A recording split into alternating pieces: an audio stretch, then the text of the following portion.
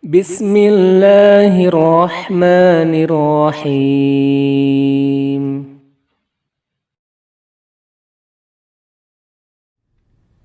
Ustadz mau tanya, apakah benar sholat bagi wanita lebih baik di rumah daripada di masjid?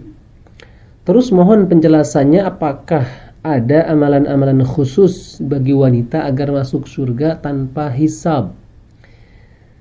Karena saya pernah dengar kalau di neraka banyak penghuninya golongan wanita. Terima kasih atas penjelasannya. Subhanallah. Hukum sholat di masjid atau sholat berjamaah di masjid bagi wanita itu level paling tinggi adalah mubah, ya, paling tinggi, nggak sampai sunnah, apalagi wajib, gitu ya. Jadi sampai mubah, artinya mubah itu apa? Boleh. Boleh dengan syarat dia dapat izin dari suaminya, dia ada mahramnya, gitu ya. Atau kalau sudah biasa ya sudah, tidak masalah, gitu. Jadi hukumnya mubah, boleh. Tapi betul memang lebih afdol bagi seorang wanita itu sholat di rumah, gitu ya. Terus mohon penjelasannya, apakah ada amalan-amalan khusus? Secara khusus tidak ada amalan-amalan ya buat wanita, kecuali kita bisa ambil di hadis Nabi Shallallahu Alaihi Wasallam dari sahabat Rasul yang bernama Abdurrahman bin Auf. Ya, hadis riwayat Ahmad. Di situ tertera Rasulullah Shallallahu Alaihi Wasallam bersabda, "Idza shallatil mar'atu khamsaha," apabila seorang wanita menjaga salat 5 waktunya. Nah, jadi salat 5 waktu itu ya zuhur, asar, maghrib, isya, subuh, hanya itu saja, tanpa salat-salat sunnah, gitu ya, hanya menjaga salat itu 5. Wasamat syahraha, kemudian dia berpuasa, menjaga puasa Ramadan, ya, hanya bulan Ramadan itu. Kemudian wahafizat farjaha, dia menjaga kehormatannya, gitu ya, tidak mudah untuk bisa ini itu terhadap lawan jenis dan sebagainya, menjaga kehormatannya. Dan yang terakhir, wa ata'at zaujaha, dan dia taat kepada suaminya.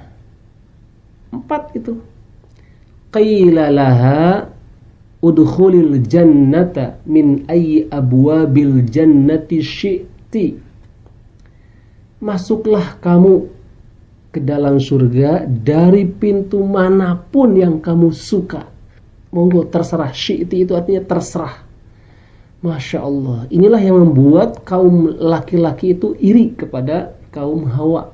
Jadi hanya dengan 4 amalan ini saja dibukakan pintu-pintu surga, dan kita boleh masuk. Mau silahkan, mau yang dari Firdaus, dari Darussalam, dari Aden, dari Rayyan, silahkan pilih sesuka.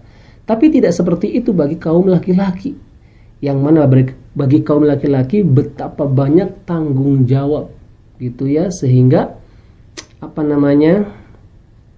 dia akan diberikan sesuai dengan apa di dunianya. Misalkan, makanya di Al-Quran itu lebih banyak ganjaran bagi kaum laki-laki, gitu ya, entah bidadari namanya, dan balasan-balasan kebanyakan untuk laki-laki dalam tanda kutip, gitu ya. Dan bagi yang levelnya paling tinggi, surga Firdaus.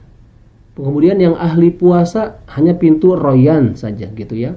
Yang ibadah tahajud pintunya ini dan sebagainya. Jadi hanya khusus.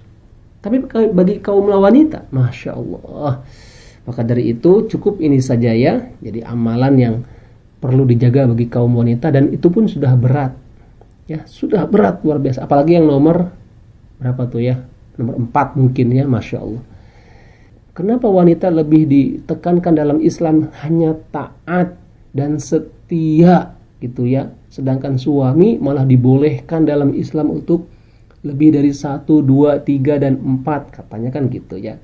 Karena dalam Islam Allah hanya akan memberikan menagih tanggung jawab, gitu ya, kepada seorang laki-laki. Berapapun dia yang dibolehkan dalam agama, dia tanggung jawabnya mana, resikonya berat dan sebagainya, gitu ya. Ancamannya pun ada ketika berat sebelah dan sebagainya, nauzubillah.